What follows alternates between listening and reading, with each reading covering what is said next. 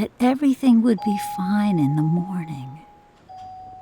I asked her, how much blood can you lose before you die?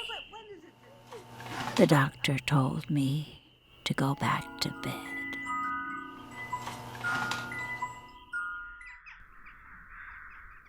I remember pulling back the covers on her bed, and I found kind of artistic piece of someone's experience going through abortion, and kind of interesting where she says doesn't remember anything, she doesn't feel anything, but she has all this art that kind of talks about those two things, which is kind of interesting. I thought it was kind of messed up that the first person they called wouldn't go to them. He was like, call me back in the morning, but it was like very clearly an emergency. I thought that was really like fucked up. You're well documented, the short overall was obviously very strange.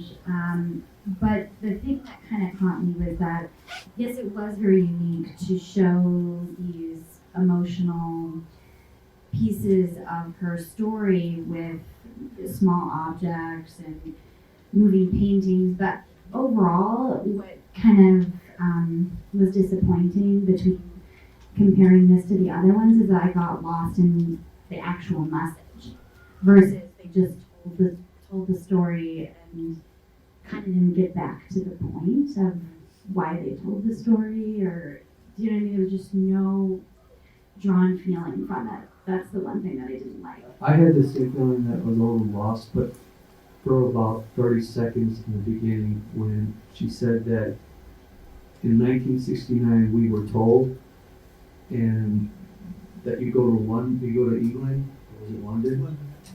If you could afford it. And if not, you went to the third floor in Mexico or the basement in Brooklyn. And I didn't know what that meant. I was a little lost. I thought it was kind of, it was really opaque. What is that? Where's the story? What kind of story is this?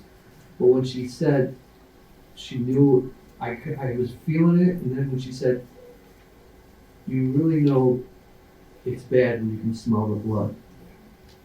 That never left. Yeah, I felt that the fragmented element of the imagery with the narrative worked very well in a lot of places where the emotional depth of what's being talked about doesn't necessarily fit with a sort of linear explication, and juxtaposing these abstract images, especially images that were created by the subject of the film, was a very powerful, evocative way of exploring it.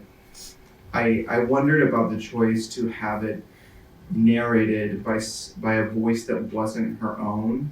I felt like that may have detracted from the exploration, where it became overridden in a sense by this narrative voice that was external to what was actually being experienced by the subject of it, especially since that subjective experience was so explored in the art objects, in the abstract image, which I felt worked really well.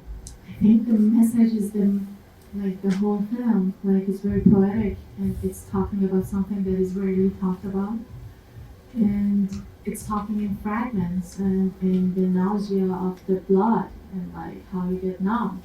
And I think it's a very important feminine narrative and what we need more often to be depicted through a feminine perspective that is often kind of suppressed by a very manly industry that wants everything to be totally answered and totally to A to Z. So I think it's a precious film, and it just leaves you with some fragments.